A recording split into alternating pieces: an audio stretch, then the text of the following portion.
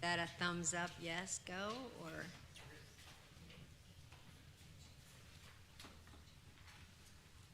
Okay. Am welcoming everyone to this Planning Commission meeting on September 27th. We're going to begin with the Pledge of Allegiance.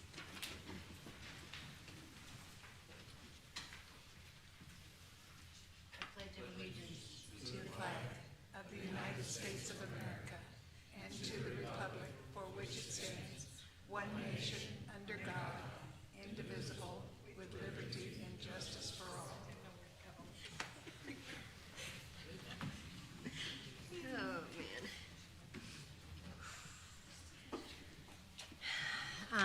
Again, welcome everyone. We are going to start by reminding everybody to make sure your phones are muted, and that includes all of us, so we'll double check our phones so that we don't disturb anyone during the meeting. For those who wish to speak tonight, remember to address all comments to the chair and all questions, and keep your comments brief and on point. If you agree with the previous comment, simply indicate that you agree and move on. So to expedite tonight's meeting, I would like all of those who wish to speak to please stand.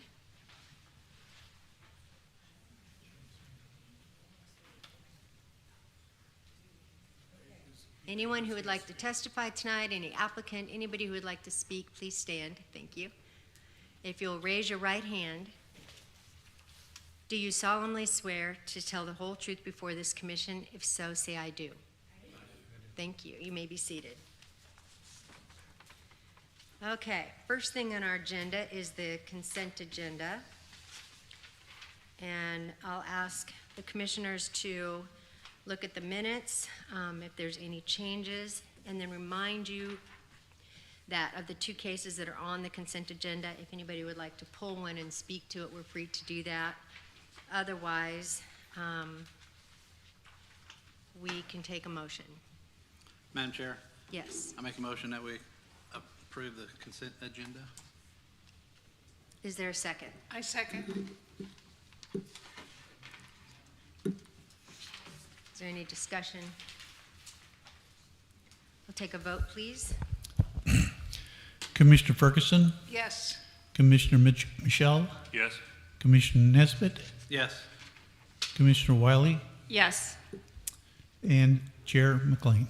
Yes, and in my exuberance, I suppose we could call that roll call, but I did skip over roll call. So if you want to do roll call, just to be formal. Okay. The first public hearing on our agenda is case number 22-200-10, special use permit 910 East Manor Road. Request by Beth Hoberg for a special use permit to operate a bed and breakfast. Staff, will you give us a report, please? Okay, the first slide we're looking at here is the vicinity map here for case 22-210, the loft, an Airbnb, special use permit request for a bed and breakfast. This is in Golden Acres on Manor Road, just before you get to Drum. They're on the straightaway. They're on the north side of Manor, south of Gudgel.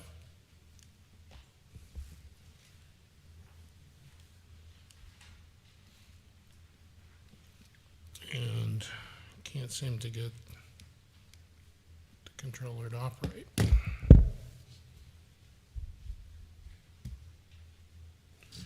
Okay. A little bit on the zoning history. The applicant's property is in Golden Acres, a subdivision developed by Crow Brothers in 1931. The applicant's home was constructed in 1935. The two-car accessory garage with an art studio that was constructed in 1984. It has since been slowly transformed into living space, and now the applicants wish to convert the property into an Airbnb. The proposal, the loft, as they would call it, will accommodate 2 adult guests. Children, pets, illegal drugs, and smoking will not be permitted. Airbnb runs basic identity verification and a method of communicating with guests before accepting their requests for reservations. Because the applicants will be living in the main house, they will be able to monitor the loft over this accessory garage. If guests become unruly or annoying to the neighbors and cannot be dealt with easily, the applicant's son, who is IPD detective, can help de-escalate issues as well. As far as the conditions of this property, the garage and loft set to the north of the residence, accessed by a pay drive passing west of the house. A stairway to the living quarters is attached to the building's east side. Upon entering the loft is found a large open space with and the queen bed's going to be tucked in the corner. There's a small stove, refrigerator, a sink, and a small bathroom with a shower. Golden Acres, of course, is a well-maintained, cohesive neighborhood with a diversity of architectural styles and design. The neighborhood itself and those surrounding the units are predominantly single-family in nature. And this is just not going to work.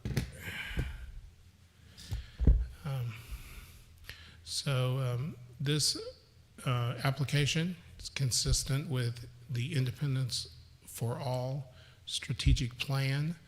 This proposed use could help support the economic prosperity of nearby Nolan Road corridor and the Independence Square area by giving tourists and visitors a place to reside while in the area. As far as the comprehensive plan, recommends residential established neighborhood uses for this neighborhood. The existing guiding land use principle most relevant to this situation is to preserve the integrity of existing neighborhoods and the historic nature of older neighborhoods. As far as historic and archaeological sites, while this is increasingly becoming a more historic neighborhood over time, there are no apparent historic or archaeological issues specific to this property. So this gives you an example of the surrounding zonings, where the whole thing is actually one color, so it's all single-family residential, which of course is indicated by the comprehensive plan as well. So, as far as the property's public utilities, all utilities are present on the site and operational. Parking. The property has a long single-car wide driveway accessing the 2-car garage, fanning out and accessing the 2-car garage toward the rear. So there will be parking for 2 guests within that area will not be an issue. Inspections. Well, the property will need to meet all permitting, and it meets the fire and life safety inspection requirements, having just been inspected a little over a week ago. Trash collection. The applicants indicate that they will add the guests to their own AAA or however that's pronounced, AAA trash service.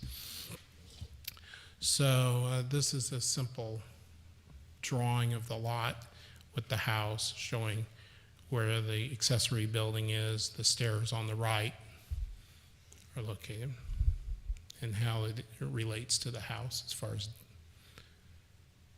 orientation there. And then it's just a plat of Golden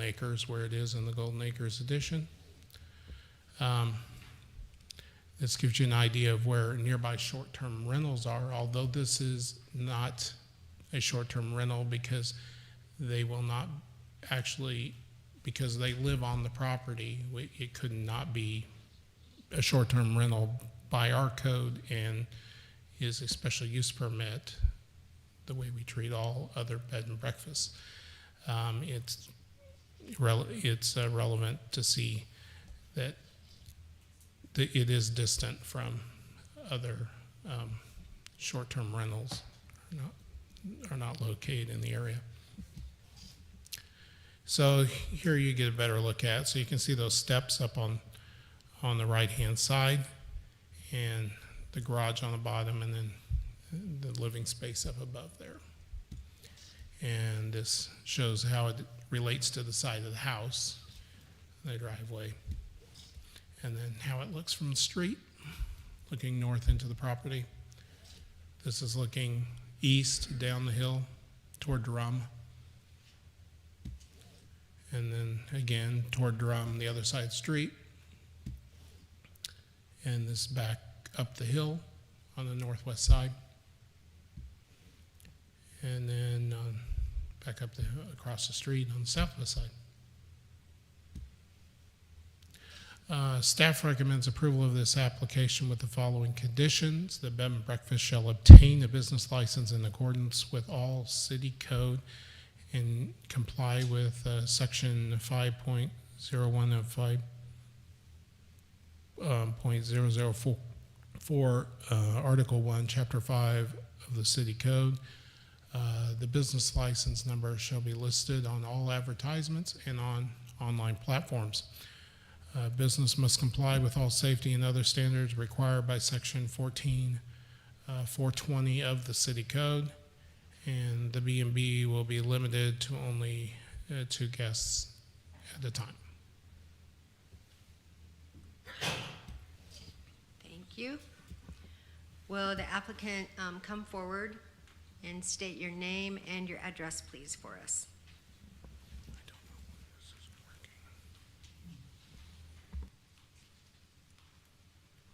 Good evening. Hi, my name is Beth Hawkins Hoberg. I live at 910 East Manor Road. Thank you. Tell us anything you would like us to know. I have a paper PowerPoint I would love to hand to you as I speak so you can look at some pictures that might better give you some other ideas if you would like. If not, Is that, sure. can I? I don't have a clicker to click, so I'll try to just give you something to look at so you don't have to look at me. Do you guys need one? Thank you. Do you have one for them? Okay.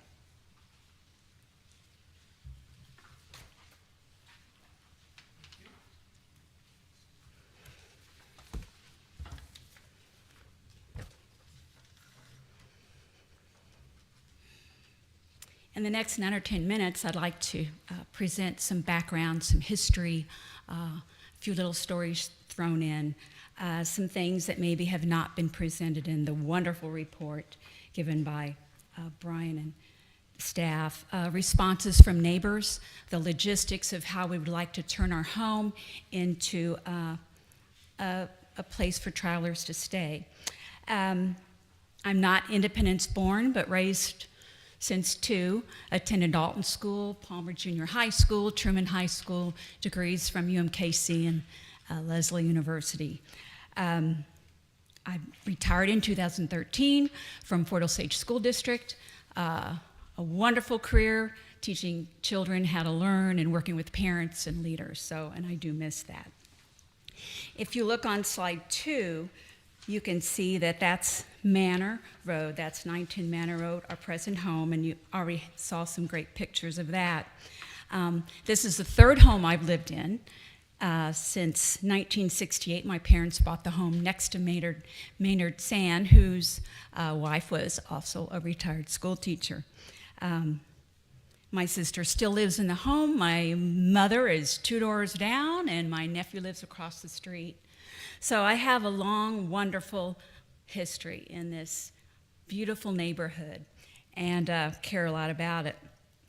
manor house was built for two sisters, Nellie and Lenny, and Lena. They were sisters of the Missouri Secretary of State, James Kirkpatrick, who served for 20 years in that capacity.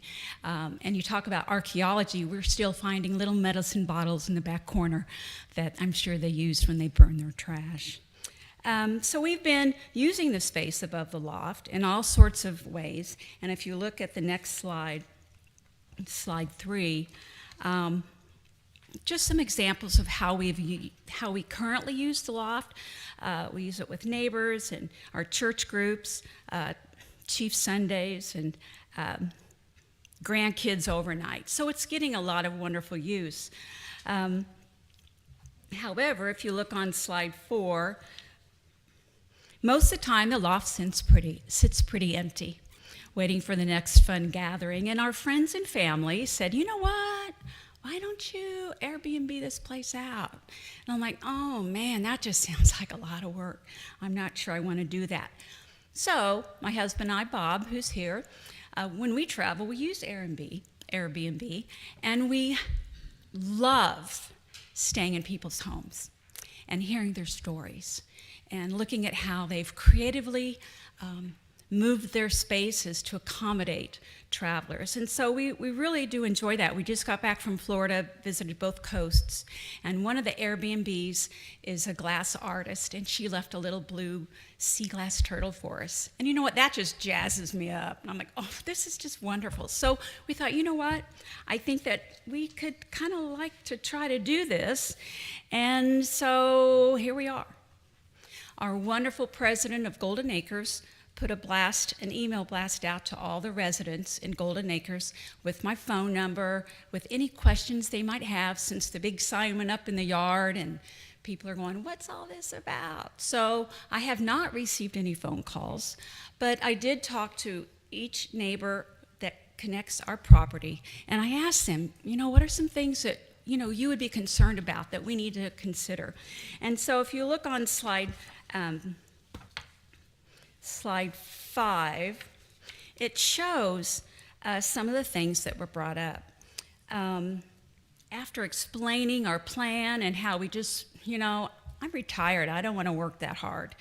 But to get 3 or 4 guests a month to come and enjoy independence or do whatever they need to do, we're on board with that. And after explaining that we would use the Airbnb platform because it offers all kinds of opportunities to kind of sift through the Motel 6 kind of people that we want in our home. Some of the things that Airbnb does, and you probably are familiar with it, but on slide 6, they really do gather that personal information, at least driver's license, the credit card, because boy, do they want their money. Another helpful thing is reviews from other hosts, because you can go in there and look and see what are people saying about these guys. And if it's hey, we'd host these guys again, then I would know, okay, we're good. If sometimes you see, we had a few issues, but we worked them out, then that would be someone that we would not want to invite into our home. There's a chance to change your mind. If you say, you know what, I don't think I'm going to do this, you give a reason. You can block out certain people, which is another wonderful way to kind of protect yourself and the neighborhood. I think my favorite thing about it is that you can do actual testing with people. So when you're looking at a place, they have to send you a reason of why they're visiting. Hey, we're going to go. Then you can start the conversation. Who are you? Why are you here? Kind of goes like this. And then you also, since I'm a teacher, I understand comprehension isn't all what it's cracked up to be. So you can repost the rules and say, I would be able to accept you as long as you're good with these rules. And I think on page 7, it shows the basic rules that kind of make my neighbors feel comfortable and certainly make me feel comfortable with it. No more than 2 guests, like Brian suggested. They've got to be at least 25 years old, then all those other legal things. And, noise is one of the things the neighbors are concerned about. So I can post quiet time between 11 p.m. and 7 a.m. Another rule that I want to do to really protect myself and the neighborhood is not to have keyless entry or self-check-in. Because when they pull in my driveway, I'm going to have the key in my hand, and I'll be able to visit with them a little bit, and you can get a gut feeling about people. And at that point, you know, I can still say, you know what, I think this isn't going to work. And so once that is set, I can hand them the key.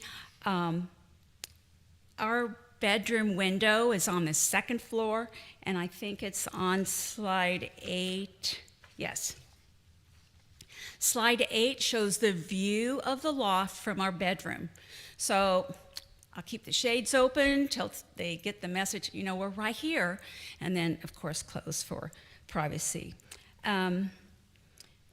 Like I say, we travel with Airbnbs, we've talked to hosts, and they've shared with us that people that want to live in your backyard and look at you in the face and have a chat, they're usually the kind of people that you would be okay having in your home. The two issues I was not really good about addressing was the crime, the property values, and are there going to be more businesses in the neighborhood? I don't know. I've lived there since '68. I better believe you the original residents of Golden Acres would never have work trucks in the driveway.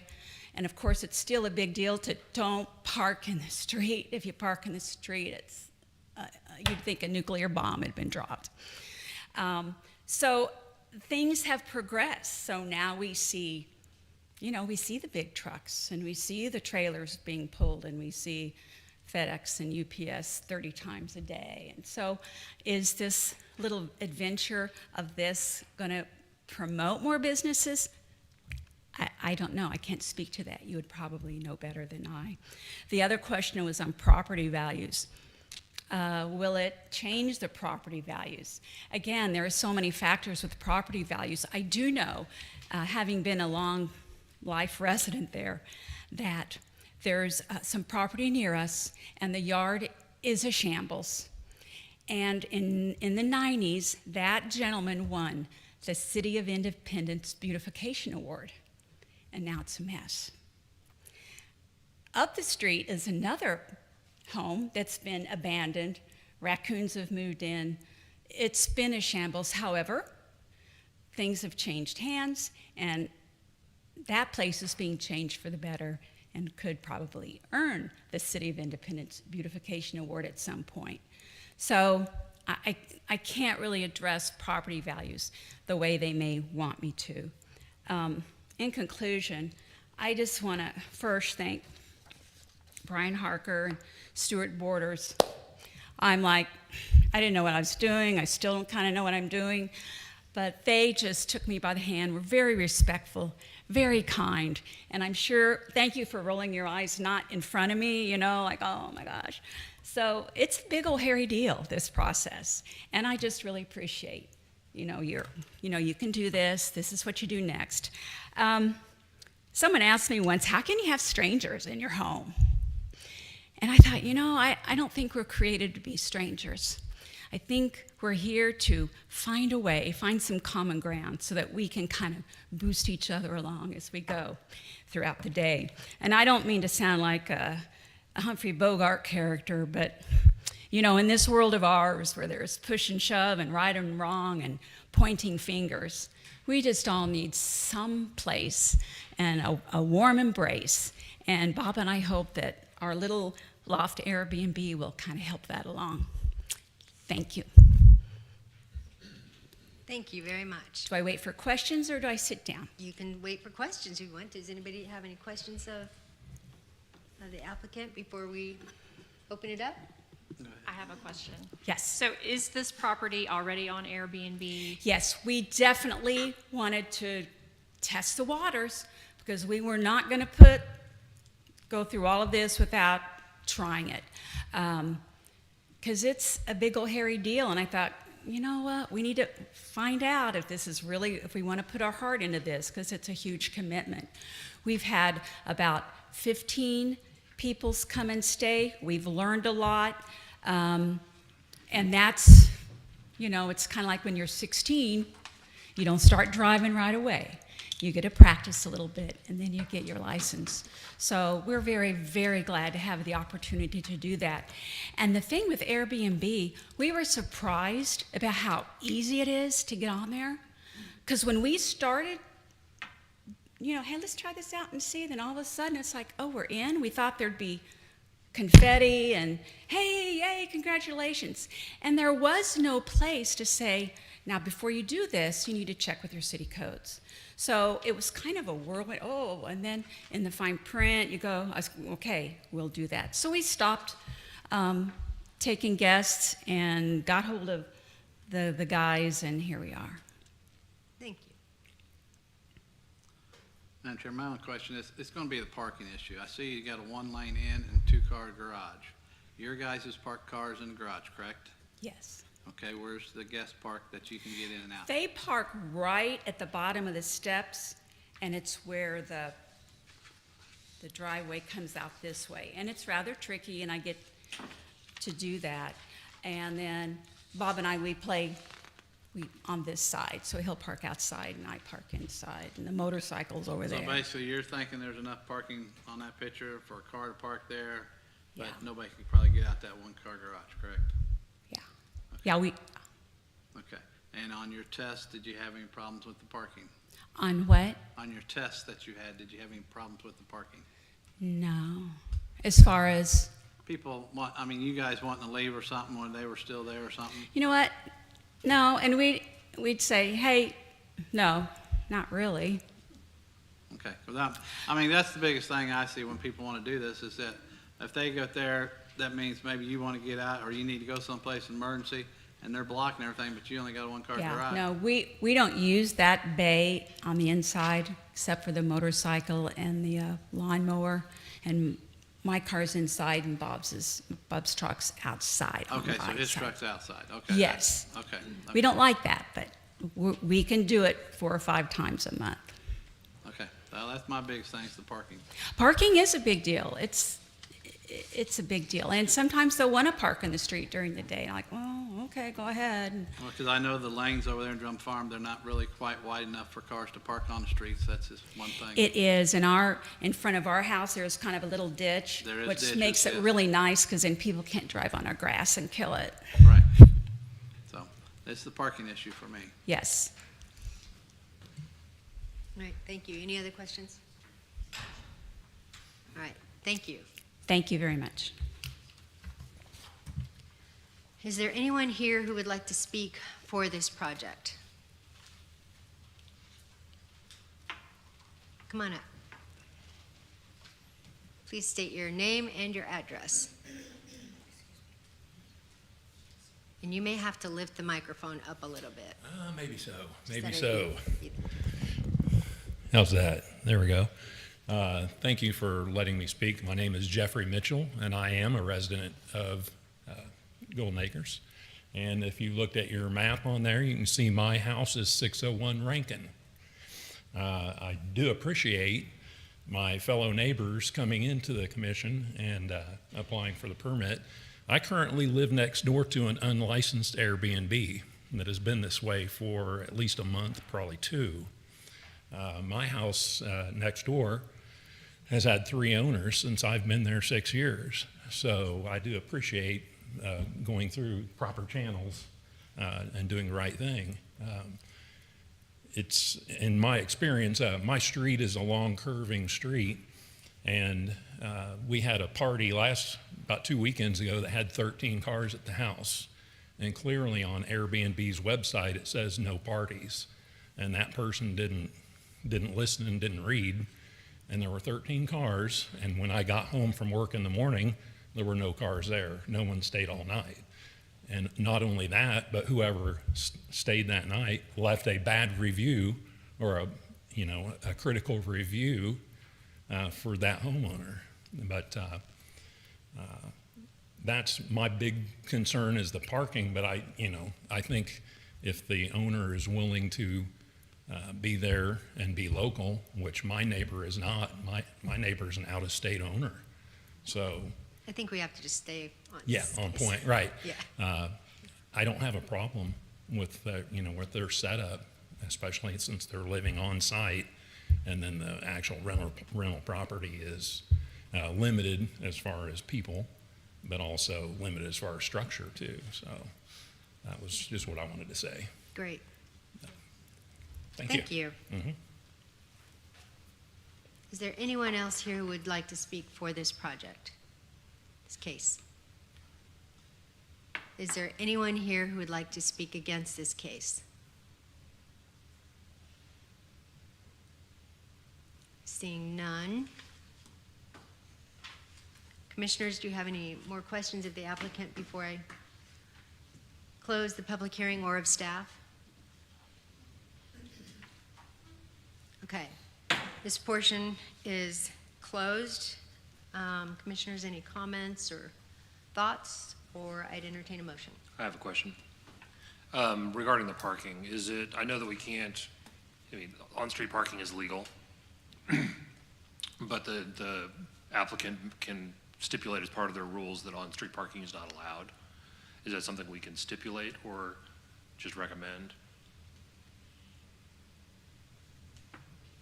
Yeah, you could make it a condition. Yes.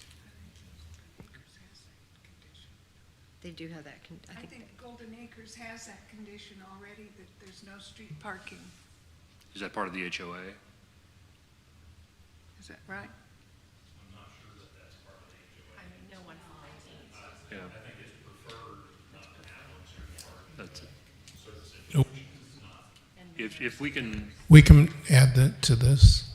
yeah, if we're already stipulating only 2 guests at a time, I would say, 1 car and no on-street parking as part of the condition. so you want to attach a condition to it? I would like to, if the rest of the commission is agreeable. I don't have anything else. Okay. If no one has anything else, I would entertain a motion. You may make the motion with condition? Yeah, please. In the case of, case 22-200-10, special use permit at 910 East Manor Road, I move for approval with the additional, I'd like to modify condition 3 to be the Airbnb will be limited to only 2 guests at a time with 1 car and no on-street parking. So with all recommendations plus Yes. the addition to number 3. Correct. Second. All right, will you call for a vote, please? Commissioner Ferguson, Yes. Commissioner Michelle, Yes. Commissioner Nesbitt, Yes. Commissioner Wiley, Yes. Chairman McLean. Yes. Case number 22-200-10 for 910 East Manor Road has passed. Congratulations and best of luck. And thank you for the PowerPoint. I appreciate when I can see up close. And Brian and Stuart, I think you should run away with that comment. Or the compliment. That was very nice. Well done. Next case, case number 22-400-08, short-term rental at 10408 East 36th Street, a request by Grant Foster for a short-term rental. Staff, will you give us a report, please?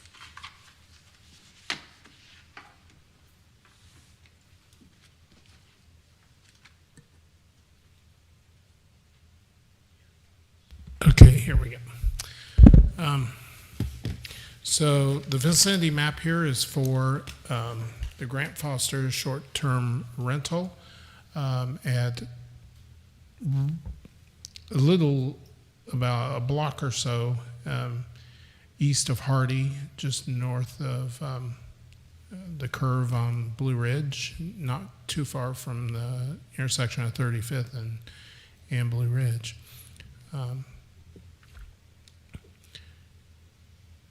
This area is single-family residential, conceived of by the plan as single-family residential. As you can see here from the zoning, there's commercial down by 40 Highway, but this is definitely a single-family neighborhood. And here's the aerial photograph of the property. It's the one with the open yard there. A little bit more open. It's not as clean a picture, but it's gives you a little bit more of the yard visibility. This map shows short-term rentals located in the vicinity, in the neighborhood. So this area has been R6 for decades. We've, in earlier times, it had a different designation on our zoning nomenclature, but this has been single family since the 60s. Property condition, the 1,228 square foot blonde brick ranch house. It's a large open front and rear yards, as I showed momentarily ago. The single family home has 3 bedrooms for an occupancy of 6 people. The property located at 10408 East 36th Street South was constructed in the 1960s. The surrounding, mostly single-family neighborhood is dominated by small homes sited on rights-of-way that do not have curbs or gutters or sidewalks. Most of the area houses are post-World War II ranches on tree-shaded lots. Analysis of this, the property has a single-car wide driveway leading to a single-car attached garage. 3 cars can be parked on the site, with 1 in the garage and 2 in the driveway. 2 cars could be parked in the street out front. The property will be listed on Airbnb and VRBO websites. The property has noise detectors, and the guests will be required to keep noise levels down. The noise limited hours will be listed. Lastly, the house will be monitored via security cameras to make sure that the number of guests does not exceed the occupancy limit. Trash pickup will be provided daily. Any guests staying longer than 7 days will have their trash picked up every 7 days on Tuesdays. The property has been inspected by the fire inspector and passed the initial short-term rental, fire, life, safety inspection. There are no other short-term rentals close. As you saw on the map, they were more distant. Therefore, the application follows the density limitations of the city code. So here is this big open lawn of this brick ranch house here with its 1-car garage and driveway there. This is looking uphill to the west, back toward Hardy. And this is the neighbor to the east. And this is looking at the intersection just to the east. And the neighbor that lies right across the street to the south. Staff recommends approval of this short-term rental with the following conditions. Number 1, the short-term rental shall obtain a business license in accordance with the city code and comply with Article 3, Chapter 5 of the city code. The occupation license number shall be listed on all advertisements and online platforms. The business must comply with all safety and other standards established by Section 14-420 of the city, of the city code, And number 3, the maximum occupancy of the premises shall be limited to 6.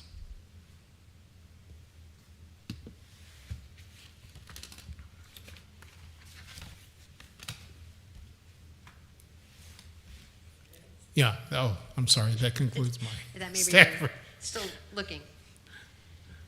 Okay, thank you. Do we have any questions of the city before we pull the applicant forward? Well, the applicant, please come forward and state your full name and your address, please.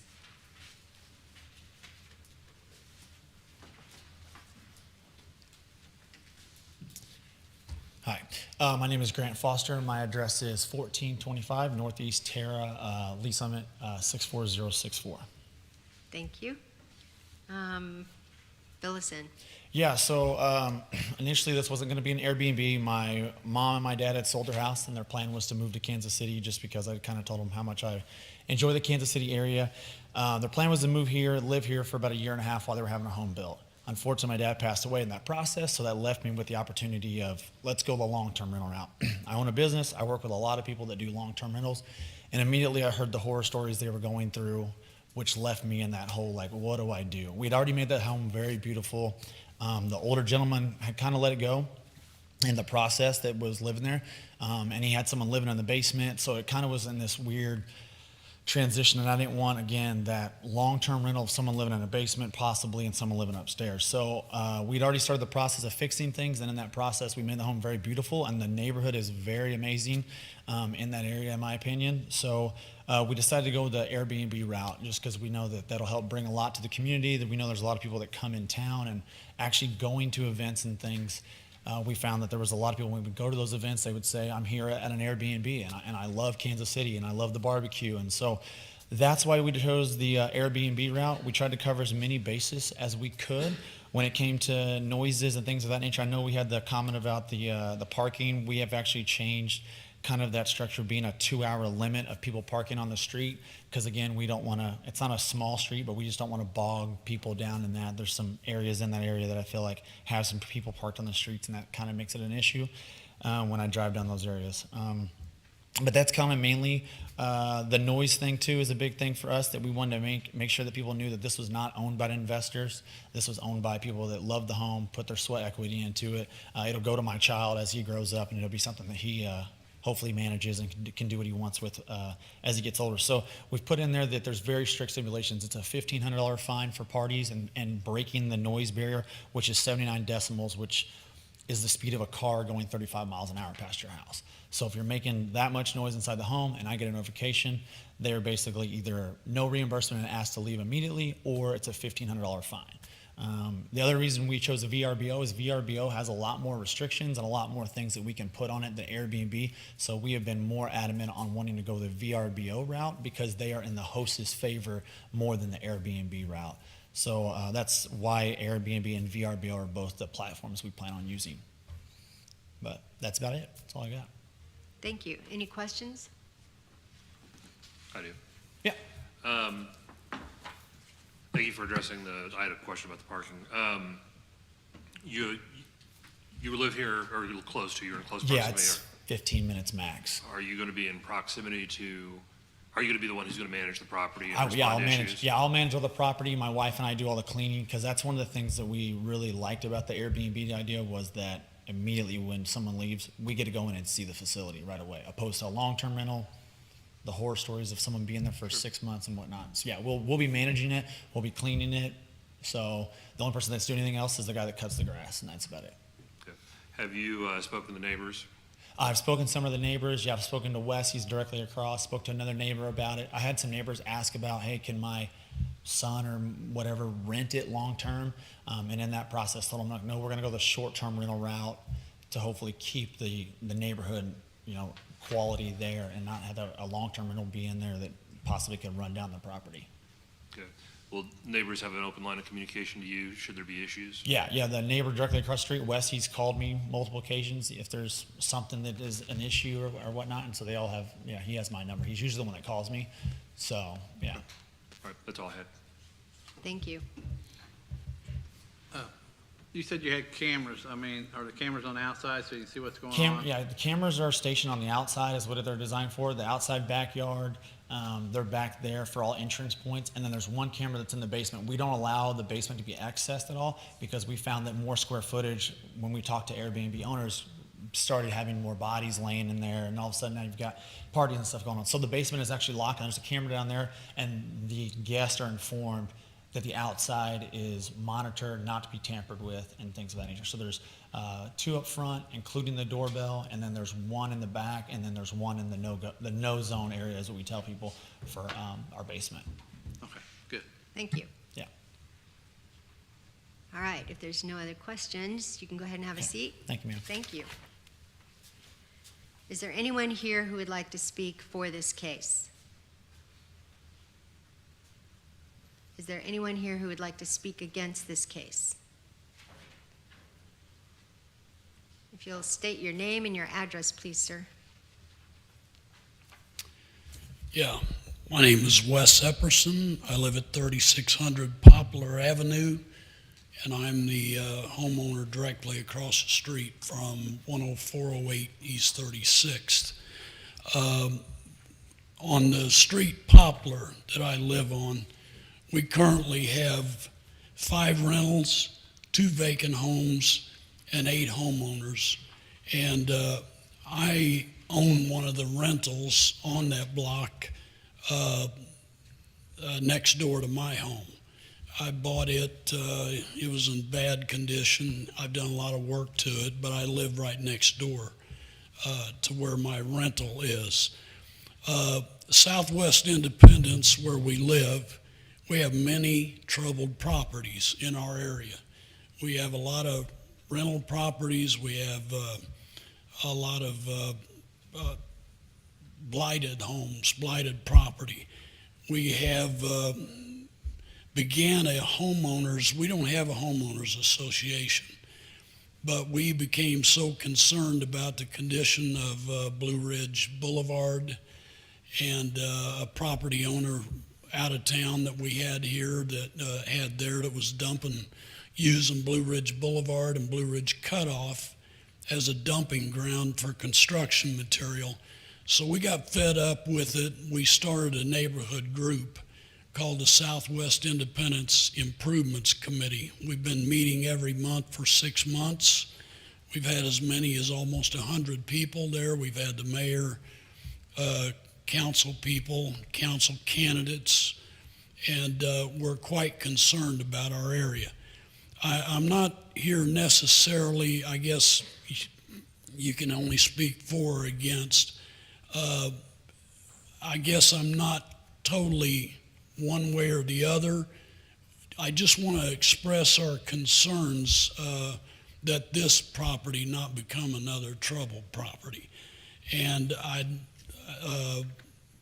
guess what we are concerned about, and I have 5 other neighbors here with me, is the enforcement, I guess, if we have a problem with the city. Our 3 main concerns is noise and traffic and, of course, safety.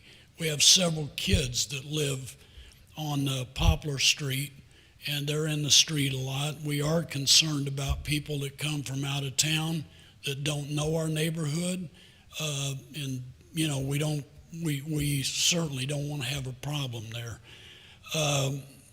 And I would also like to ask what the city, of course, I don't know if this is a proper venue to do that, but what is the definition of a short-term rental?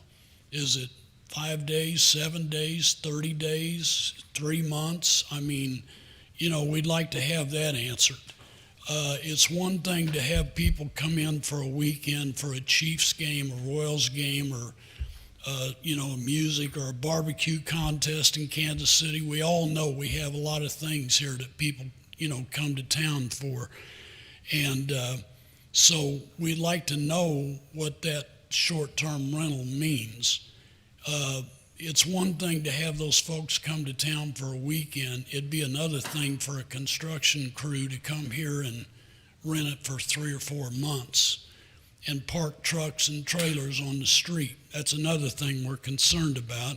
And we certainly are concerned about a one-day rental and party house. We've all heard about problems with that. So that's our concern. Another concern is people parking in the yard.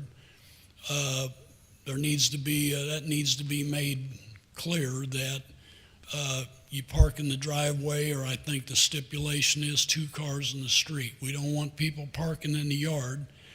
And again, that's our concerns. We don't want this to become another troubled property. Thank you. Thank you.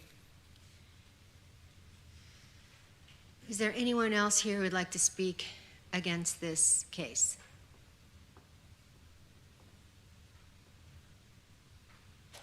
Hearing none, do we have any other, would you like me to bring the applicant back up? Would you mind coming up? I'll give you a chance to respond to some of those comments.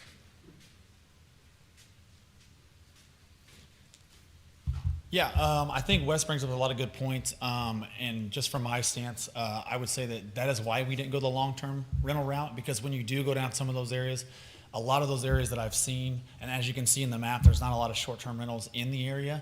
A lot of the people that I've seen down those streets, when I go to look at them, I'll look and it'll be a hold. I have an ability to see who owns the property, and it'll tell me their phone number and everything, and I find out that it's a holding company that has it. So when I was looking for a home to purchase in Independence, I would use that app quite often and always find that's owned by an investor, and that's why it's so random. That one's so I understand that for sure for him and the neighbors as well. From the short-term rental standpoint, yeah, we don't do one-night stays at all. Lengthwise, though, I do have a connection with some Royals players and like some Royals agent people that they're wanting to bring Royals players to this home because I won't disclose that they're there. I've had a Chiefs player that was going to stay there, things of that nature. They all are screened. That's the great thing about Airbnb, like Beth said. They have to be screened and have to make sure that they are going to be a good guest. So we always ask them what they're staying there for, and we have things in place to try to eliminate the party aspect as much as possible, especially the noise aspect too, and the camera monitoring system. So, Did you say how long you're going to allow people to stay there? no, we don't have like hey, you can't stay any longer than 30 days. Okay. We don't have anything in place like that. Most people are staying for max 7 days. Usually, we've had people that are like, oh, I want to do it for Thanksgiving for a 7-day, visit, something like that. So we don't have a max in place at all. Okay. Brian, what's the rule say? Yeah, The max is 30 days. that's 30 days the max. Okay. Yeah. Okay. So we would change that wording essentially in our Airbnb and put the max is the 30 then. Yeah. Okay.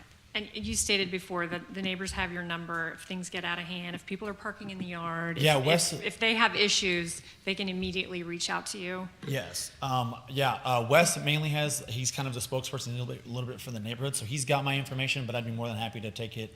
My direct neighbor to me, I spoke to her about it because she had thought about buying the property too as well, and so I didn't give her my number, but I'd be more than happy to make sure all the neighbors do have it.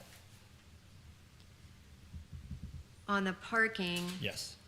you said in the beginning, I think I caught it, was you are rethinking maybe doing like either 2-car or 2-hour. Well, we'd prefer people be no more than the 3 cars because it's 1 car per bedroom, but sometimes people are worried about parking in the garage itself. They can, and a car fits in there easy, but some people are worried about that. So we've had people that can I park on the edge of the street, or can I park there? And I ask them to either park in the garage, or I ask them, to try to not be there any longer than 2 hours and make sure that they're, not beyond that essentially. Because there's the neighbor directly behind or next to me, he has a car that I don't think has moved since we've purchased the home.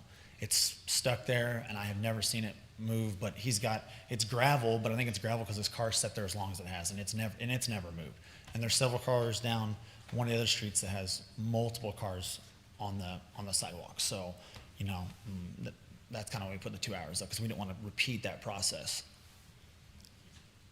What about large vehicles like trucks? or Yeah, some of the yeah, things that they're that's a great concerned? question. From the construction standpoint, yeah, we don't really want anybody in there from that aspect. We're looking for more of the people that are coming into town. They want to enjoy the Royals. They want to enjoy, what Kansas City has to offer, and show them what Independence has to offer essentially in the area, to kind of help stimulate that. A lot of local businesses. We promote people to go to those local businesses opposed to going to chain restaurants downtown, small ice cream shops and things of that nature. And me and my wife have actually stayed there for 4 days just to kind of get acclimated to how it is and, what it's like to be staying the night there in that neighborhood. Okay. Any other questions or? Okay, thank you. Any questions of city before I close the public hearing? Is there any way we could put stipulations on the parking, that he makes the parking only driveway only? And his request out there on Airbnb and RBO? Are you asking to do the same thing as in the previous case? Yes. Yeah, I suppose you could do the same thing on the conditions of this as well.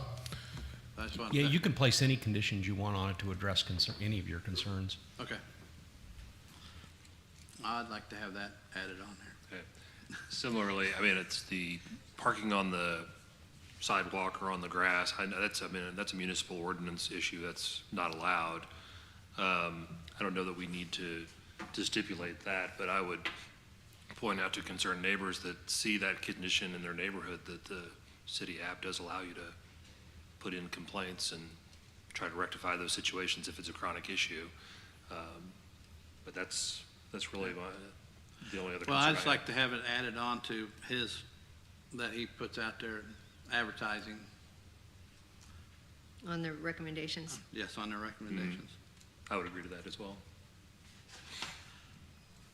Now, my question is, who do we have that polices their advertisements online to make sure they do have all their license and everything on there? Does that happen? Or we don't have anybody that does that?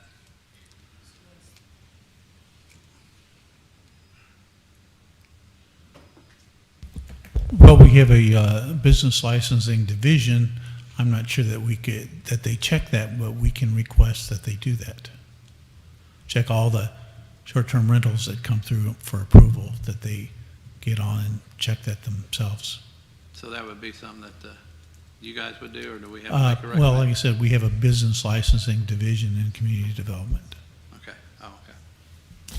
And then to clarify, the enforcement on this is if there is issues, the business license is only good for a year. Is that Yes. correct? So if this becomes a problem issue and they're not adhering to stipulations, then the business license could be pulled and they would be out of luck. Correct. Thank you. I'm going to close the public hearing portion of this really quick. I also, can you give us, I saw you open your book, but can you give us a very short description of short-term rental? So we can answer that gentleman's question. The difference between short-term and, Okay. Yeah, well, Definition. short-term rental is a single-family or a two-family dwelling unit managed by a property owner or a management company for short-term lodging, containing 4 or fewer guest rooms, occupancy a maximum of 10 basically, and no more than 2 adults per bedroom. And meals are not provided to the guests. And dwelling unit in a short-term rental shall be rented in its entirety, not the individual rooms in the short-term rental, and only to one party. And of course, not be for more than 30 consecutive days. Bed and breakfast is in the home of the domicile of the person who owns the bed and breakfast.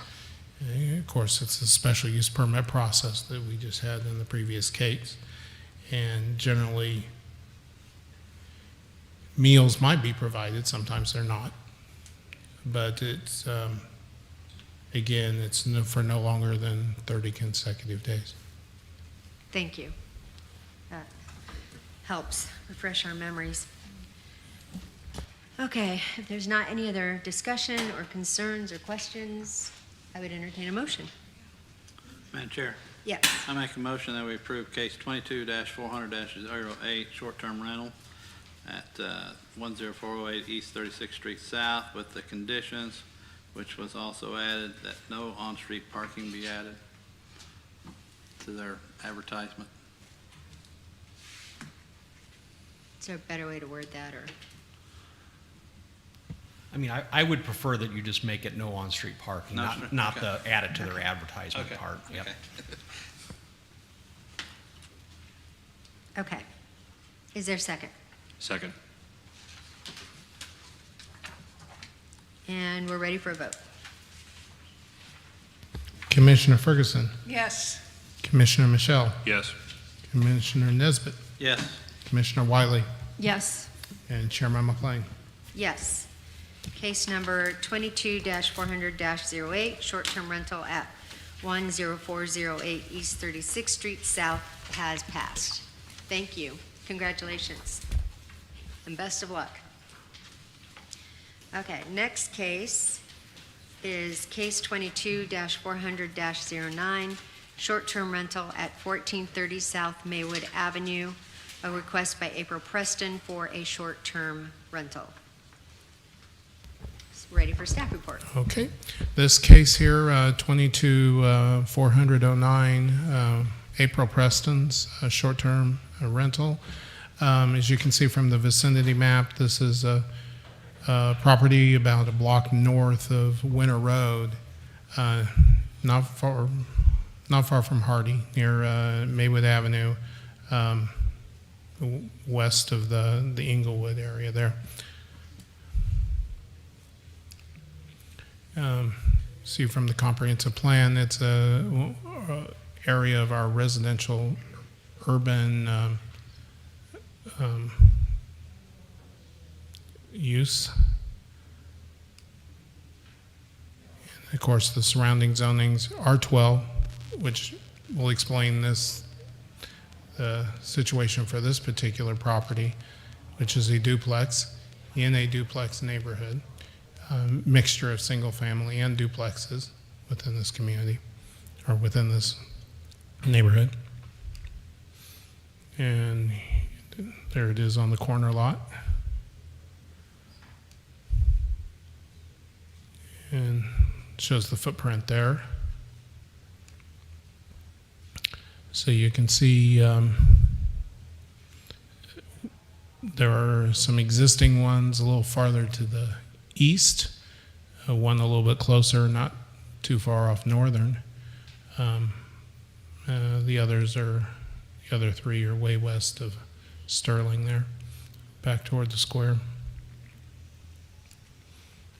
Zoning history, this has been R12 two-family, or at least two-family for a number of years with our prior ordinance that was designated as R2. Property conditions. The Maywood short-term rental here located at 1430 South Maywood Avenue was constructed in the 1960s. This will be the second property applied for by the applicant. Stonehouse located at 1734 Northern Boulevard in the Inglewood Arts District was approved approximately 1 year ago. And let's see, the 1,961 square foot brick house is a duplex. The main house area would be the short-term rental unit. The upstairs apartment, already occupied, is a long-term rental unit. So the theme is that it be a 1960s grandmother house with a minimum of 2-night stays. There'll be 3 bedrooms to provide occupancy for 7 guests. The surrounding, mostly single-family neighborhood, although there are duplexes there, is dominated by small homes on small lots with rights-of-way without curbs, gutters, or sidewalks. Most of the houses in the area are World War II bungalows with porches and tree-shaded lots. The property has a two-car wide driveway with one lane leading to the garage and another to a underdeck carport, and you'll see that pictured momentarily. 6 cars can be parked on the site, 2 along the pull-off area on Maywood Avenue, which is essentially the street parking. The applicants will screen all guests ahead of time and let neighbors know how to reach the managers if there's ever a problem. The applicant regularly drives by the property. Further, a cleaner will come right after guests leave. Anything damaged will be charged to the security deposit, and the guests will receive a bad review on Airbnb. Weekly trash service will be provided by Ted's Trash. And the property has been inspected by fire and passed the initial short-term rental fire and life safety inspection. There are no short-term rentals in the immediate area. Therefore, this application follows the density limitations of the city code. So this is looking west, or I said north. Yeah, that's incorrect. It was west. Directly at the property.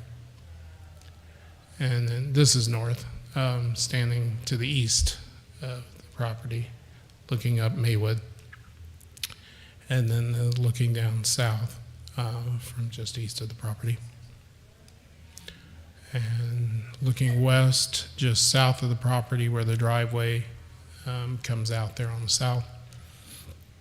And so you can see the driveway here. You've got a 2-car wide driveway, and then you've got a garage underneath, and then you also have this carport under the rear porch area there.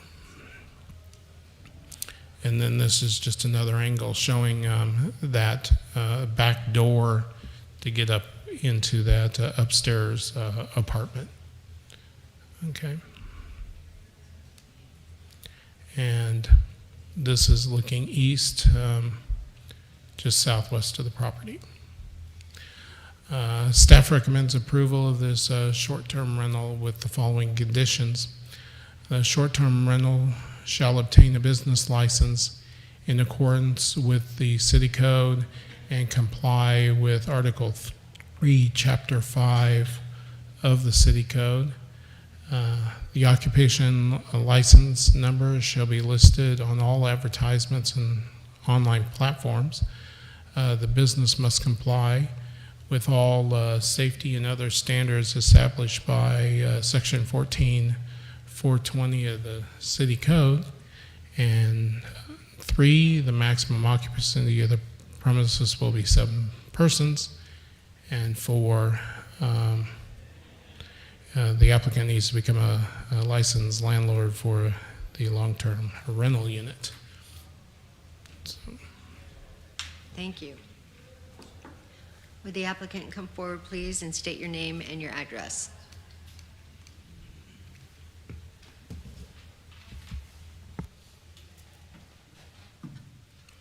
Hello.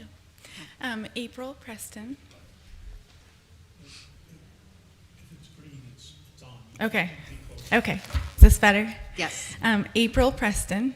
And I live north, but I use my office because it's in Independence. It's 10920 East Winter Road, and this is for 1430 South Maywood. Thank you. Tell us anything you want to know. Okay. So Kansas City Property Solutions is my and my husband's management company. We do have a landlord license. We actually manage over 40 properties in the city of Independence, all 100% licensed. So this will be our second Airbnb, or short-term rental. Our first one, you guys approved me during COVID over Zoom with all kinds of neighbors who did not approve. I think I've won most of those over. That is in Inglewood, by the way, in the Arts District. And that was like, I think, a 3-hour-long meeting. So that was a fun one in the program. That property has been amazing, and we have had such a blast hosting people there. We have had a famous photographer for the Beatles that stayed there. We have had artists that come into Inglewood. It has just been amazing. So when I had the opportunity to purchase Maywood, I'd actually been managing the apartment, which is licensed, for almost 4 years already. So I was very familiar with that property. I met the owner, Patrick. He was the son of a couple who built the home in 1956. So literally one owner, if you will, one family. And when they passed, they left it to Patrick. He got Parkinson's and had actually come up to our office, which is up 15th Street and then Winter Road, so just a few blocks away, and asked if we could help him with the apartment upstairs. He said, it's really tiny and I get about $400 a month, so I'm sure you won't make anything, but if you could come help me. So I did. I went over and looked at it, and he showed me the apartment, which was darling, and then showed me the inside of the house. And when I saw the house, I was 100% in love. It has green shag carpet. It had all the original flowered 1960s couches that look like they've never been sat on. I mean, I hadn't seen anything like it myself in person. And he would had these beautiful paintings on the wall that his mother had painted. And he's like, now you can't move these because if you move them, there'll be a line and the wall's a different color behind them. So it was just dark. It was so sweet. So I, of course, took the apartment on. We found a wonderful tenant to put in there. He's been a really good guy. He also has kind of helped us with watching the house, which I liked a lot because at that time, Patrick was kind of back and forth and wasn't there a lot. And so he would call, if something needed done. And we were paying the utilities and things for him, just kind of helping out. Patrick is now in a nursing home in New Jersey. And his son called me and said, my dad said that if we ever sold the house, that you would be interested. And I was like, definitely. He's like, well, we're going to have it all cleaned out and the carpet ripped out. And I was like, no. I said, well, what would it take to buy it like it is? And he said, you mean with everything in it? I was like, absolutely.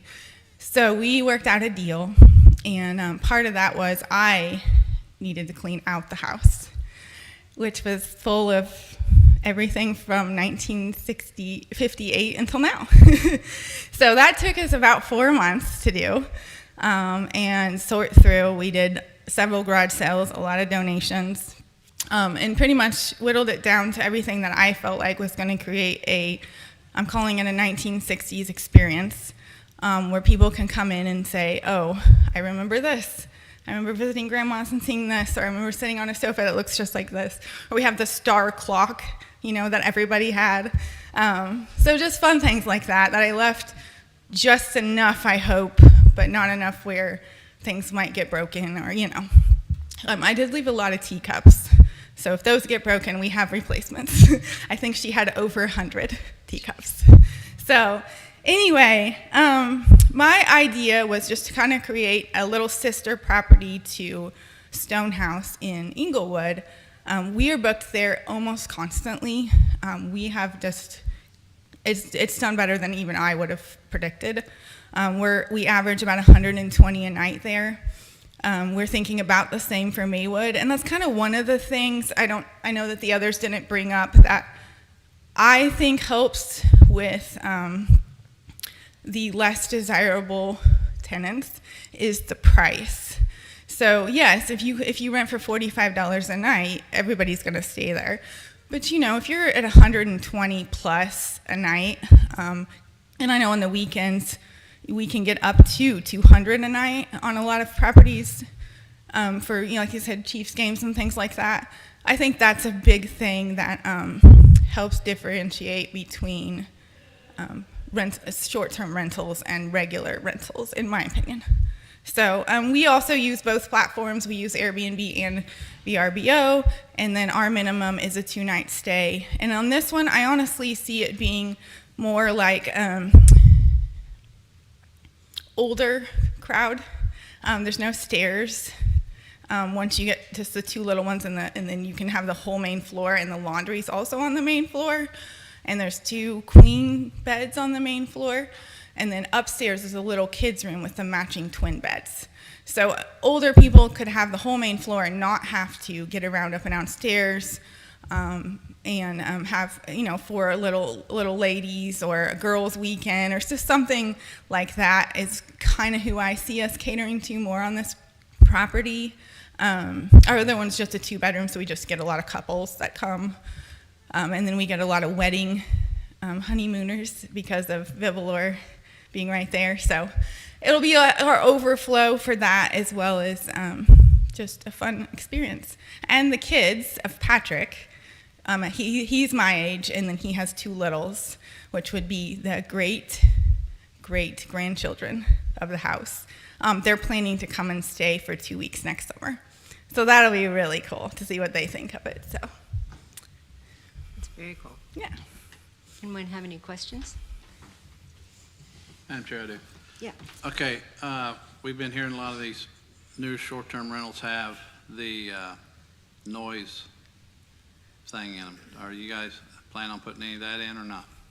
We don't plan to, no. You don't plan to? How about any cameras for safety? And So it has a ADP security system, so they do have to enter the code when they enter the house, and I get alerts on my phone for that. So I will know when they check in and out, which I kind of like that. But we're so close, and we're there so often. Like, I drive that way, I cut through that way and come around the side of the post office to go to work every morning and leave every night. So I want to see, like, who's parked in the driveway, who's, this is kind of my baby, so. okay. Well, what the staff was saying something about your license. I mean, is that house licensed, that they have it checked every 2 years? Maybe that's what the staff was recommending. Have you guys done that, or is that? The apartment is, so 1412 and a half Maywood is what the city considers the little apartment. Uh-huh. And that one has already has a rental license, and yes, it already gets the inspections. Okay, well, because they asked about it, that's why. Yeah.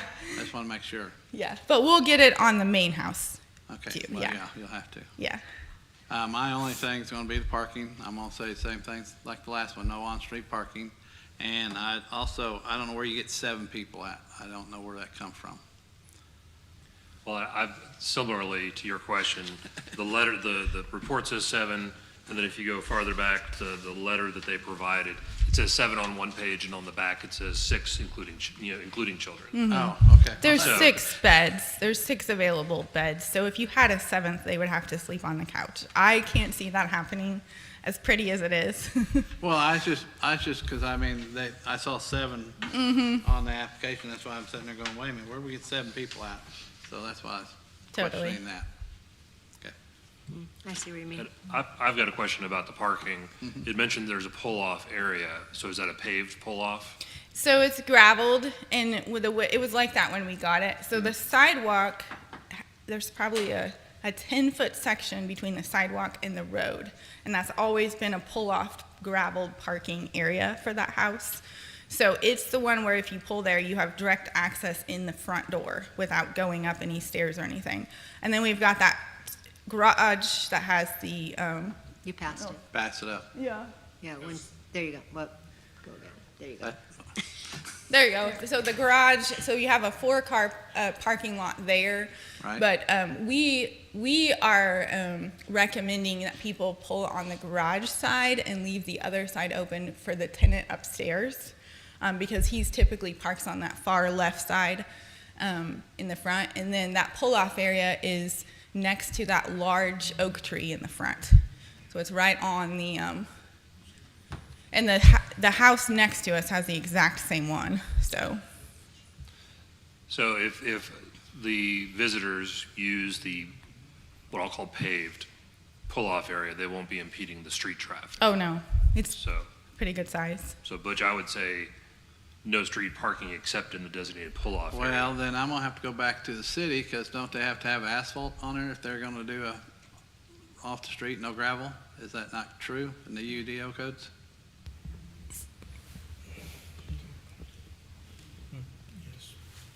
Yes. Okay, so that would have to be paid for them to use that. My understanding was if it was gravel originally, then it could stay gravel. But if I ever changed that, I would have to asphalt it. That's gonna be back to staff Okay. question there.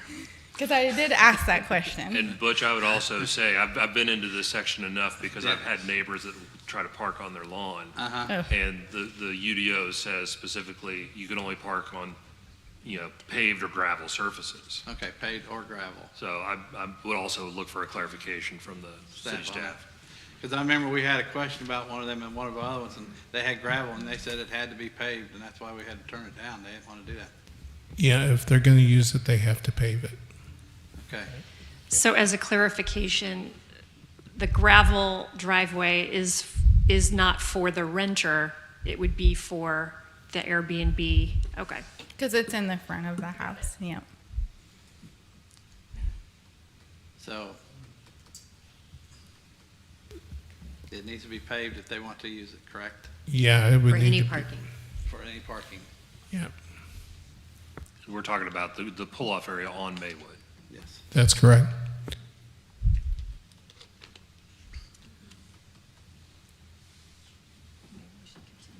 Yeah, y'all discuss, we can come back to this. I mean, that's my only, that's it. I'm good with that on that aspect. Anything else? Any other questions?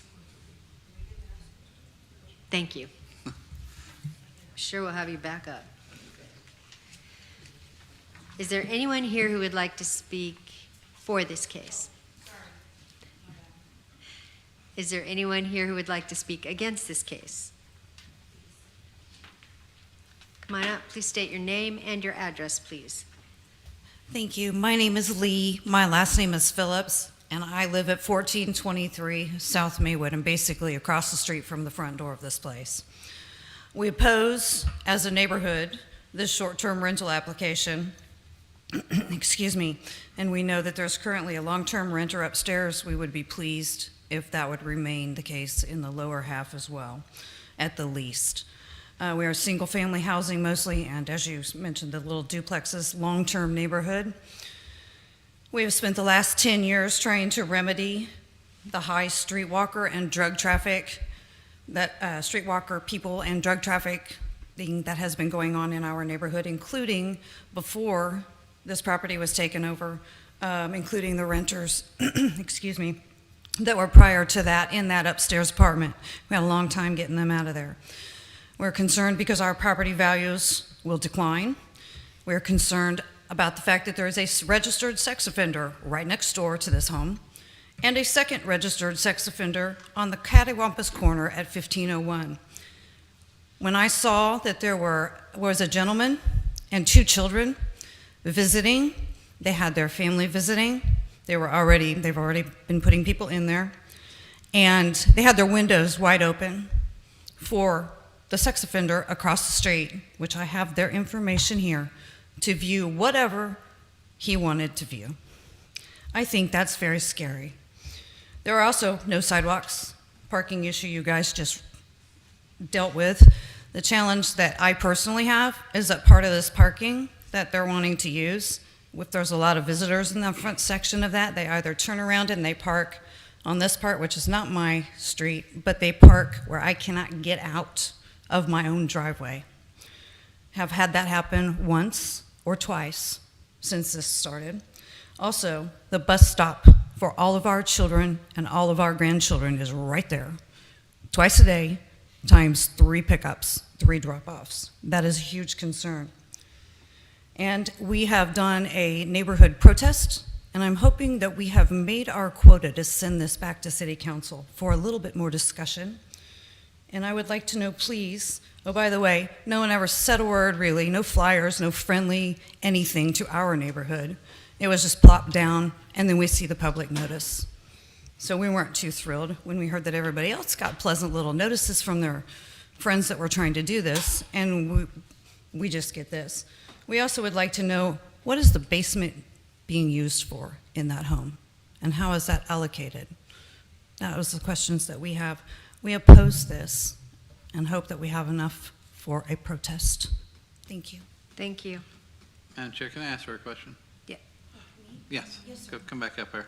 Okay, you said that you live directly across from it. Where do they park that you can't get out? Is it in front of the house or on this side of the house? The front of the house. So the way that they're talking, the way that gravel goes, it goes from the light pole right in front of the house. Is that the picture right there? Yeah. You have to stay in front of the mic. I'm so sorry. Well, it goes from there all the way back to 15th Street. And my house, my driveway, is Where the truck is? where the truck is. And so there haven't been a ton of issues, but it is an issue, especially in the wintertime when there's a bunch of snow. If there's somebody parked right behind my driveway, whether it's there or even in the street on the house next door, there's a challenge with us getting in and out of our own driveway. There's also another driveway that is right next to that is my neighbor's house on 15th Street. And if they're parking there, they also have somewhat of an issue. But mostly, it's if they're parked ding, ding, ding, ding, ding. It's not if they're parked to clear up toward the stop sign. If they park toward the stop sign on 15th Street, that's great, because then I have a better chance of getting out without whacking anybody. Does that make sense? That makes sense. I mean, it sounds like to me they're not pulling all the way off on the gravel. They're probably staying half on the road, is what it sounds like maybe. Well, it doesn't even, yeah, part of it can be that. Part of it can be that. But if they wind up having multiple guests, then there's 5 or 6 cars, then they're parked not only between the grass, which is not my property, but it's just past the driveway toward 15th Street on the opposite side. So they've turned around and now they're facing, Gotcha. I don't know how to do that very well. I'm not very good with directions, but that is an issue for us there. So, and does the city have to, can I ask a question? Or no? Yeah, we can ask it for you. Okay, does the city, or does the renter have to disclose the sex offender situation that is in such close proximity? There are children coming. You've got children in this house that are coming to visit from out of state. I'm just saying, we're concerned. We'd prefer this didn't happen. Thank you. Thank you. Is there anyone else here who would like to speak against this case?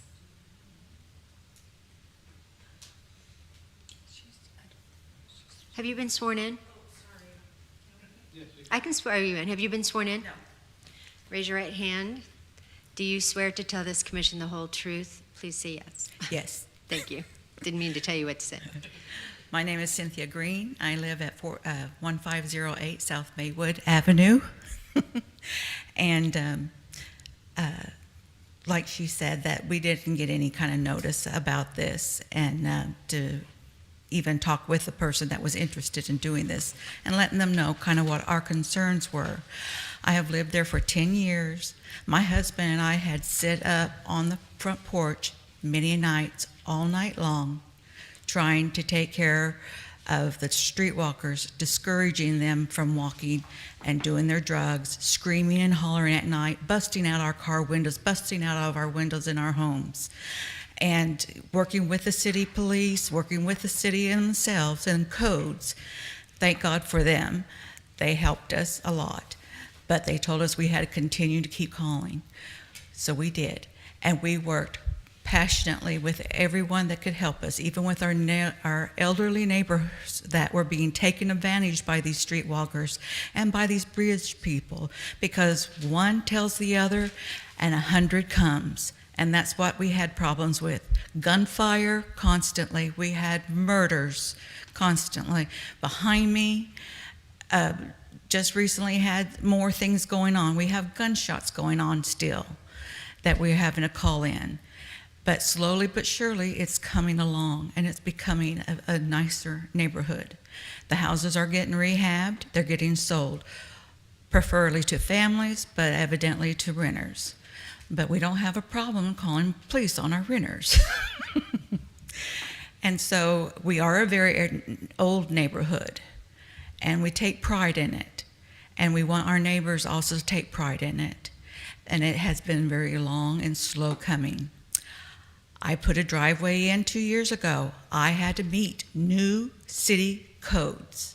I had to put a new water line in. I had to meet new city codes. You are not grandfathered in on anything. When you come in and you are the new owner, you are to update. Our area needs updating badly. It needs sidewalks. It needs new sewers. They need sewer lines that will drain away from our homes. The apartment that is being rented upstairs should have every right to the carport driveway only. They are a renter, month by month, or the 6 months, or the year. They're entitled to that coverage and not to be used by a bed and breakfast person. The driveway that's there barely will fit one car, very narrow. It was for a later time when your cars were smaller. You can't hardly open your doors. So others will, basically you can get one car maybe in there because of being able to open your car doors. The rest have to park on the street. We're very concerned for our children because of the bus. There's not very much room for having parked cars on the side and for the bus to be able to load and unload our children. And we don't need to worry about somebody that's sitting and watching our children waiting for the bus. I'm so sorry, but I'm very passionate that this one does not need to be where it's coming. We are all families, we all have children. I know my people in my neighborhood. I know who's walking at night and who's not. And so to have other people that come in and can case, they only have a need to come and stay one night to case our whole neighborhood and see what's going on, what can be taken and what not be taken. I'm tired of being stolen from. I'm tired of having to lock everything up. But yes, they say they can screen the people. You can only screen people to a certain point, and then the friends that they bring in later on. So we have to think about that. It's not just the ones that are filing to want to rent there. That's great. Or visit for a week. That's great. But it's the other ones that they bring in. So I prefer you guys to really consider all of that. When you're talking about all of these that are starting to pop up, I believe that the whole community has a right to speak about it. And instead of just one benefiting from it and then the other one suffering. Thank you very much. Thank you. Is there anyone else here who would like to speak against this case? Do you want the applicant to come back up? Yes. Applicant, will you come back up, please?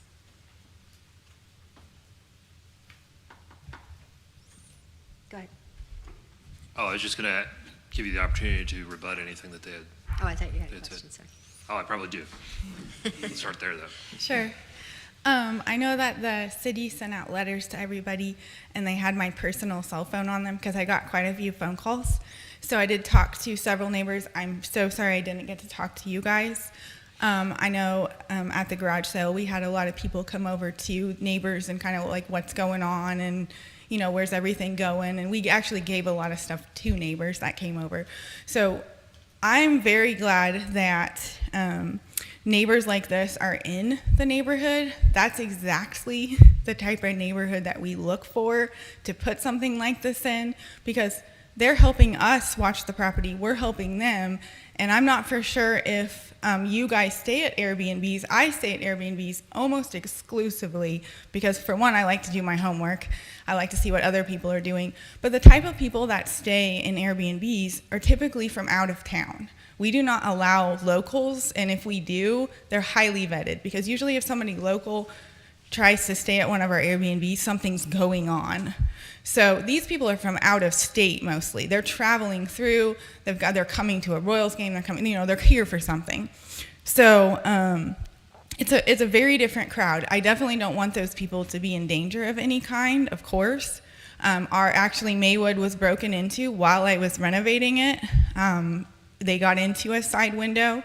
So I had someone come out and we redid all of the windows, all of the locks, all of the screens, and then we reactivated. There was a previously installed alarm. We reactivated all of that. So we haven't, I'm sure they've heard us set it off several times going in and out. I also drive a 1500 Ram pickup. I have been in the gravel area many times. It's gray, I'm sure they've seen it. Never had any issues with people getting in and out. I make it actually a point not to turn around in their driveway because I know that they have the gated driveway. And I don't like people turning around in my driveway, so I try not to ever turn around in theirs either. And I can turn around just fine on the gravel part and the street. And then I've also parked with no issue in the 4-car, I'll call it a 2-car because 4 would be stacked, but 2-car wide driveway with no issue. I've backed my truck up there. We've hauled a ton of stuff out of there. I even had a giant moving truck when we donated everything to Red Rocks, I think, pull in there with 0 issues. And the tenant does have the left carport area. That is his designated area. I actually have that on my little description that I'll put on Airbnb of where people should park. That is his, but he drives a really tall van, so he can't pull under there. And so he parks in front of that, actually, because he has a big blue van. And so that is one of their areas. What's the other? Oh, basement. The basement, there's a finished room right when you go down the stairs. It's a family room. It's actually very cool and retro, and we kind of use it as a game room. So I was able to find a ton of old, like 1960s board games that were in the house. And so I put them all in the trunk, and you can just sit down there and like play games. I don't have any TVs in the home. That was one of the things because we wanted people to do things without watching TV. So I have a record player, I have vinyl records, I have board games, things like that. The rest of the basement is just completely cleaned out, finally. And it just has a furnace, water heater, all the normal things. And there's nothing down there for anyone to use or access. And then we just have signs on the doors that have where the exits are. So you can get out that way if you needed to push the garage door if you needed to exit quickly. But other than that, I don't really see any guests using the basement for anything. Was that everything? I can't remember. There was more. Those are all the things I had written down.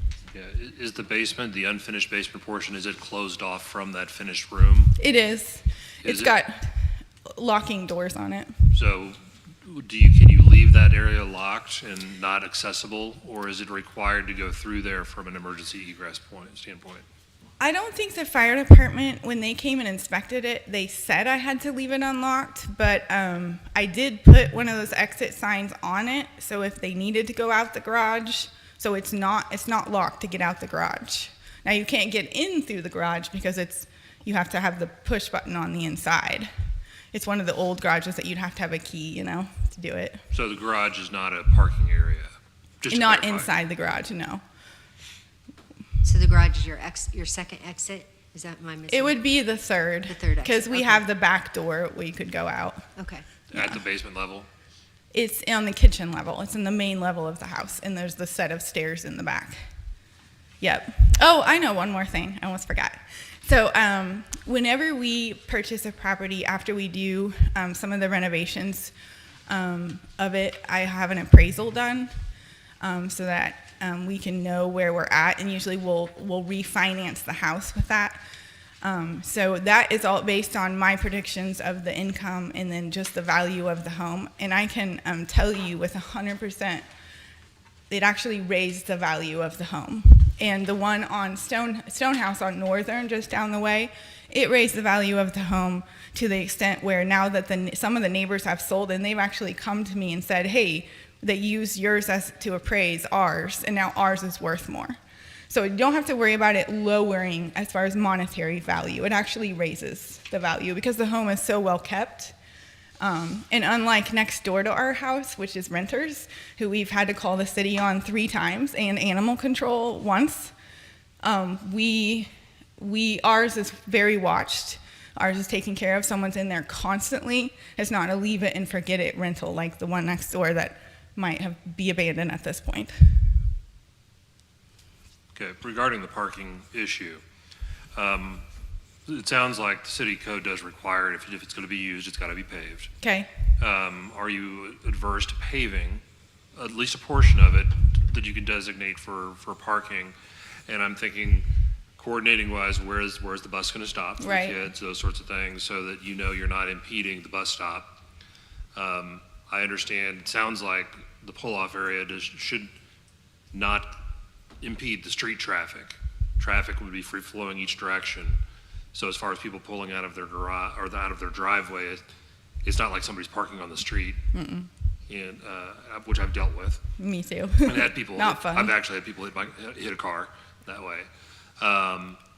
So it sounds like if you can have, if it's truly what I'll call on-street, off-street parking and not impeding traffic, if there was a portion that could be paved that would be coordinated with the bus stop, is that something that Sure, you'd be why open not? to? We've already dumped so much money into it. Why not put some more? Why not? The bus stop is at the stop sign. Am I correct in that? Where they pull up to the stop? Sign, and it's a very narrow street. Yeah. So when you have cars parked there, Mm. no, the car from opposite traffic can't go by. Parked on the street, yes. Yeah. You've got cars on the street. No, yeah. No, I would never want cars on the street either. Not at all. They would have to be Off the street. pulled off in the pull-off area, Mm-hmm.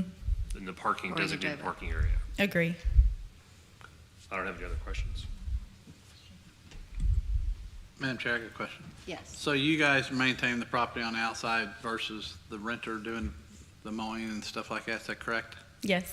Okay, that's one thing I'd like to see is that, because I know some renters don't take care of the property as well, so, okay. Yep. Lots of landscaping been done.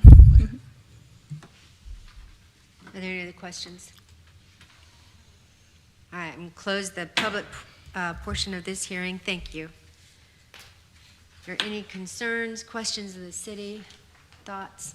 I'm concerned why these not applicants, these people did not get their notices in the mail or something. Is there some way we can figure out what happened? I think they said they got their public notice, I mean, but they didn't get a personal visit from the Was it applicant. personal or did you get a notice? We didn't get any personal accolades running around asking. It's the public hearing's closed, so we can't take any Okay, sorry, comment. sorry. No, it's okay, I apologize for not making that clear. Okay. So I understand that they're not saying they didn't get their mail. Okay, so they did get it in the mail then? Yeah, we got it. Okay, that's, okay. We can't take any comments from them. I'm sorry. It's all right. Public portion's closed. Okay. Okay, so basically we need to put the stipulation in that off-street parking needs to be paved. Yes, Okay. or if that's what you're wanting to do. Oh, yes. Well, But, I also. Has to be done. It has to be done. Yes, go ahead. I should have mentioned this earlier, and she mentioned it in her testimony in front of you. They have a legal protest. So the way this works is normally this ends at this body, but because of the legal protest, it's going to have to go on to council. So you're going to be recommending it to council. okay. But we can recommend the paved Yes. as number 5. I mean, I don't know if this has come up with us before. I feel like there is one familiar one, but this is different to me because there's an actual full-time renter, like right there. It's just kind of a different vibe. Well, because it's already a feel. rental property. It's already being maintained. Yeah, I mean, that's one reason I see why it should continue going on, because in other words, they're just going to put a long-term rental in there. And if they put a Same thing. long-term, it's going to, I think the property will probably go down because they won't maintain the outside as well. That's why I asked that question. Are they going to maintain the outside? Because I see so many rentals that they don't maintain the outside of the properties, and that's where your property value goes down. yeah, I mean, the inside, they're going to know if somebody tears something up because they're going to inspect it every time. yeah. I will say that's what I've noticed with the short-term rentals is that because you want to book that place often in order to get your money, they do tend to keep them up because you're going to be looking at it online. Nobody wants a surprise. Right. That's why I like the last one, that he did have the cameras and the noise, but I don't, can we put stipulation in on the noise? I mean, But there's a runner in there. Well, I know there's a renter. If it's noisy, they're gonna, You'd think they'd say something, but that's the only thing I see. I like, because people have been adding that now to these renters, short-term rentals. I like that aspect. Mm-hmm. I even like one guy said that you gotta get out or pay $1,500 fine. He's strict. He's strict. I like that. All right, any other discussion, or I'd take a motion? You want me to go? Go ahead. In the matter of case 22-400-09, short-term rental at 1430 South Maywood Avenue, I move for approval, including the conditions 1 through 4, and an added condition number 5, that there be no on-street parking and that the off-street pull-off area be paved. Is there a second? Second. Thank you. And we are ready for a vote. Commissioner Ferguson, Yes. Commissioner Michelle, Yes. Commissioner Nesbitt, No. Commissioner Wiley, yes. and Chairman McLean. Yes. Case number 22-400-09, short-term rental at 1430 South Maywood Avenue has passed. However, like Brian stated, this doesn't end here because there is a public protest. This will go to council. So this is our recommendation only. All right, thank you, one and all. Roundtable. Next meeting is October 11th. Also, we want to bring up, we have the ability to grant Bill Preston a leave of absence if we would like to. There are only four meetings left, is that right, before the end of the year. So if we want to, I would like to propose that we grant Bill a leave of absence until 2023, the beginning of 2023, and then we can kind of revisit and see how he's feeling. Ms. Chairman, Yes. the Planning Commission has the authority to make a recommendation to the Oh, we city could just council. recommend it. And the council is the one that makes the final Okay. decision. So we can decide together and recommend it. I second. And I don't think we vote on it, we can just say that we would like to do that, is that correct? Okay, can I get the motion and second again? Who was the, Do we vote on this, or it's just a recommend? It would probably be better to send the message to the council if you just did a vote. Okay, okay. Do you need a non-chair So there was- motion? Yeah, we need a non-chair motion All right. in a second.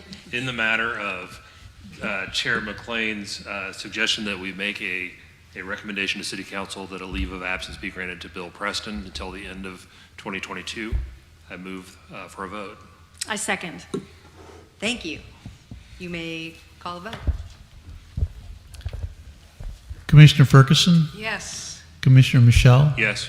Commissioner Nesbitt, Yes. Commissioner Wiley, Yes. and Chair McLean. Yes, thank you. So it has been, we believe, we would like to recommend to the council that Bill Preston be granted a leave of absence until the end of 2022. And that's all I have. I've got two questions, Okay? one of which is quorum is 4, right? Yeah. For the commission? Okay, so we're too short right now out of our 7 with Bryce having departed and then Bill on leave of absence. Do we know where we're at in appointing a replacement for Bryce? They had one recommended last night at the council meeting, correct? Okay. It's, according to Rick, it's soon, but he does not have a time yet. Okay. I was just asking from the standpoint now that we're recognizing that Bill is not present. Some of us do sometimes have a need to be absent. I want to make sure to find out how flexible Yeah. things are going to be. And then the other question I have is, we've not run into a public protest on a case since I've been on the commission. I was curious if there's a concise description of what it takes to lodge a public protest and for our benefit. Well, for typical rezoning applications, it is 30% of the landowners, 30% of the owners of the land within 185 feet of the application's property. For a short-term rental, it is actually 25%.